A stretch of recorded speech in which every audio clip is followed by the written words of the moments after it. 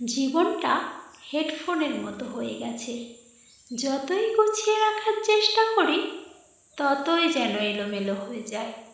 জলে না নামলে যেমন সাঁতার শেখা যায় না, ঠিক তেমনি জীবনে খারাপ সময় না আসলে আসল মানুষ চেনা যায় না। বহুরূপে মানুষের আলাদা কোনো রং হয় না, ওরা দেখতে অবিকল মানুষেরই মতোই। সব ভালোবাসা পূর্ণতা পায় না, কিছু ভালোবাসা জমা থাকে ডায়েরির পাতায়। মেয়েদের রূপ আর ছেলেদের পকেট ভর্তি টাকা না থাকলে সমাজে তাদের কখনো ভালো চোখে দেখবে না, এটাই বাস্তব। গুরুত্ব দেবে যত, সস্তা ভাববে তত। কথাটা তেতো হলেও সত্য।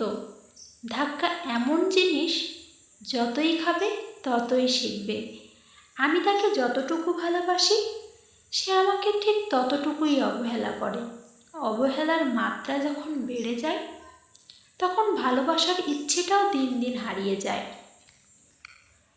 তোমাকে ভালোবাসার পর থেকে আর কাউকে তোমার মতো ভালো লাগে না।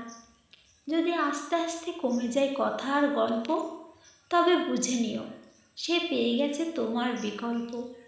আমি সেই তুমিটাকেই চাই, যে তুমি হাজারো কষ্টকে হার মানিয়ে আমার পাশে থাকবে।